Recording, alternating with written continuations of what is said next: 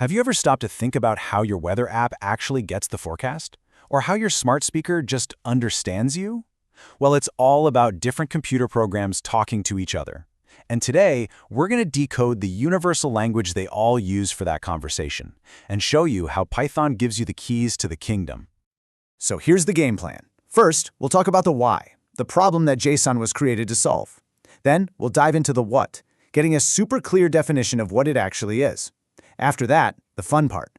We'll get our hands dirty with Python's built-in toolkit, use it on some real files, and finally, see how this one skill unlocks, well, pretty much the entire world of modern APIs. All right, let's start with a really fundamental challenge in software. Picture this.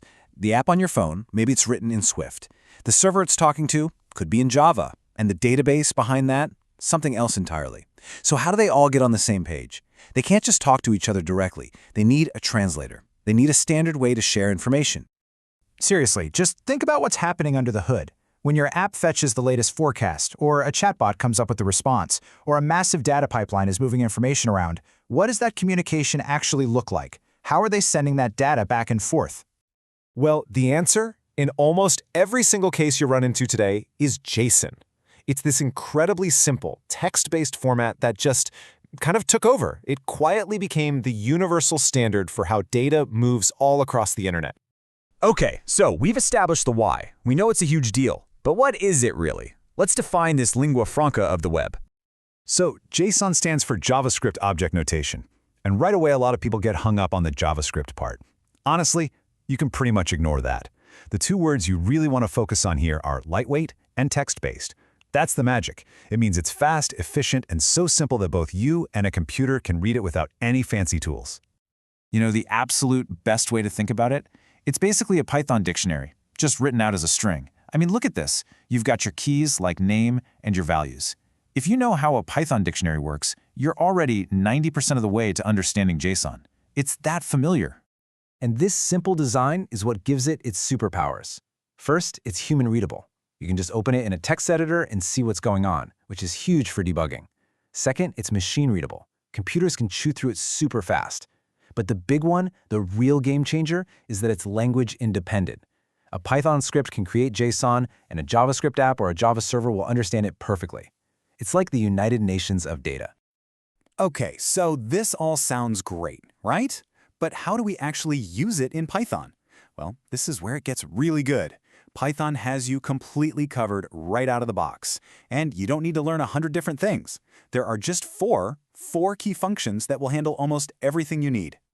That's right. It's a built-in module, just called JSON. No pip install, no dependencies to worry about. You just type import JSON at the top of your script, and boom, you have all the power you need. All right, let's meet the first pair of functions. These guys work with data that's already in your program, just sitting in a variable. First up is json.dumps. The S at the end is your secret trick for remembering what it does. S stands for string. It takes your Python dictionary and dumps it into a JSON string. And its partner, json.loads, does the exact opposite. It loads a JSON string back into a Python object. Now for the second pair. And this is super easy because they do the exact same thing, but with files. Notice what's missing? The S. So json.dumps, no S, dumps your Python object straight into a file. And json.load, loads, again no S, loads data directly from a file. Same idea, just a different source and destination. So here it is, the ultimate cheat sheet. If you're working with a string in a variable, you use the function with an S, dumps or loads. If you're working directly with a file, you use the one without the S, dump or load. That's it. That is the whole system right there. If you can remember that, you've pretty much mastered the basics. All right, theory is great, but let's actually see this in action.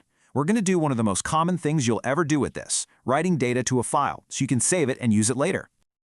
It's a super simple three-step dance. 1. Get your data ready in a Python dictionary. 2. Open a file. 3. Call json.dump. But wait, look closely at that last part. Indent equals 4. This little argument is your new best friend. Seriously, it's the secret sauce for making your life easier. And just look at the difference it makes. Before, without indent, you get this one long, ugly, compressed line of text. Good luck finding anything in there. But after you add indent equals 4, bam, Beautiful, clean, structured data that you can actually read. Trust me, when you're trying to figure out why something's broken at 2 a.m., you will thank yourself for remembering this.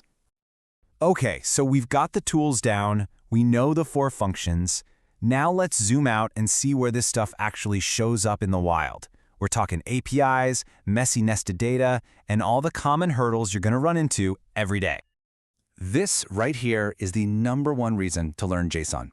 APIs, the application programming interfaces that power pretty much everything on the internet. Nearly every web service you talk to, from GitHub to your favorite weather service, is going to send you back data in a JSON format.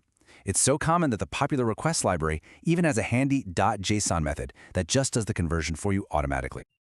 And this really says it all, doesn't it? This isn't some obscure, nice-to-have skill. This is the bedrock. This is how the modern internet talks to itself. If you want to understand how modern apps are built, you have to understand JSON, period. Now, in the real world, data is rarely nice and flat. It's usually nested. You'll have dictionaries inside of lists that are inside of other dictionaries. But don't panic. Accessing it is just like following a map. You just chain the steps together. Want Alice's math score? Okay, first you go into the student's key, then you grab the first person in that list, that's index 0, then you dive into their scores dictionary, and finally you grab the value for the math key. It's just one step at a time. Okay, here's a tip that will instantly make your code more robust and professional. Rule number 1, never trust outside data. An API can send you garbage. A file can get corrupted. If you just blindly try to load that broken JSON, your whole program will just crash. The right way to handle this is to always wrap your call in a try except block. That way, you catch the error, handle it gracefully, and your app keeps on running. This is a non-negotiable for production-level code. So when you boil it all down, it really comes to this one simple, powerful truth. Python, with its clean syntax plus the built-in JSON module, well, that's the formula for seamless data communication. It really is that simple and that powerful. And there you have it. The why, the what, and the how of Python and JSON. You now literally speak the universal language of data on the internet. You have the key to unlock information from countless services and build things that are way more powerful and connected than ever before. So the real question is, what are you going to build with it?